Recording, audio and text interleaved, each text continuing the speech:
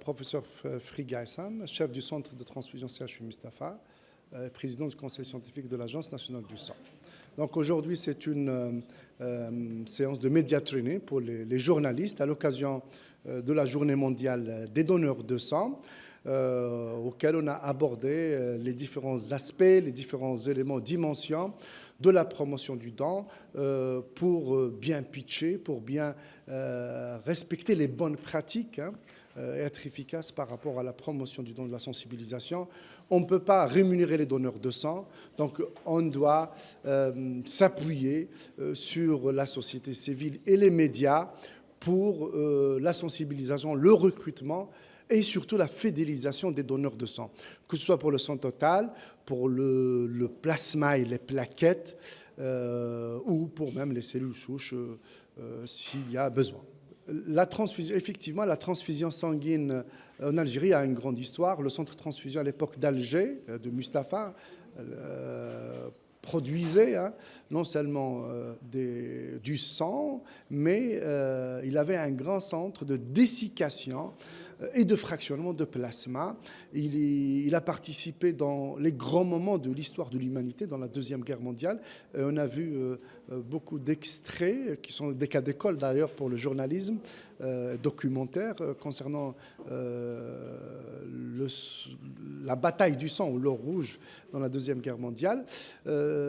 Effectivement, on peut séparer le plasma, on peut le fractionner, mais ça nécessite une organisation pointue de collecte de plasma selon les standards internationaux pour respecter les conditions de qualité de sécurité et profiter de ce plasma, parce qu'il y a des médicaments dérivés du sang comme les immunoglobulines qui coûtent excessivement cher, de l'albumine, des facteurs de la coagulation, ça dépasse les 100 millions de dollars par an d'utilisation, et les besoins sont beaucoup plus importants.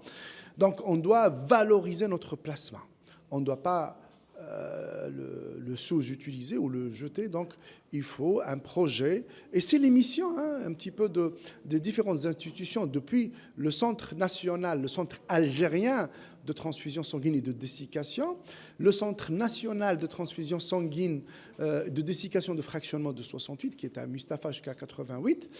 C'est la mission maintenant de l'Agence nationale du sang de promouvoir le fractionnement des médicaments dérivés du sang. Je pense qu'il est temps qu'on valorise notre système transfusionnel pour une souveraineté nationale. Ou tout simplement, on n'a pas un autre moyen.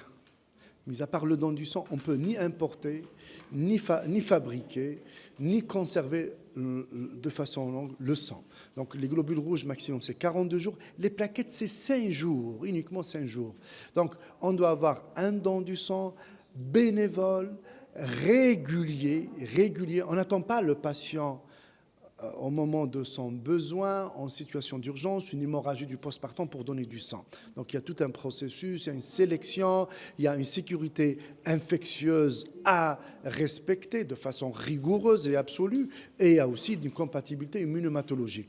Il y a aussi les situations exceptionnelles, que ce soit épidémiologiques ou non, donc on doit avoir des réserves qui permettent de faire face à ces situations exceptionnelles. Le message, en 18 minutes, vous pouvez sauver 3 vies.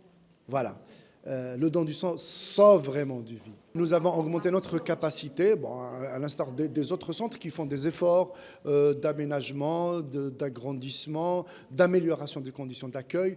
Nous sommes dans notre deuxième plateforme électronique, deuxième génération, pour le recrutement des donneurs de sang, les rendez-vous à distance, pour la consultation des données, pour la fidélisation. La troisième, elle va concerner l'implémentation de l'intelligence artificielle, puisque nous avons environ 250 000, plus de 250 000 dossiers donneurs électroniques.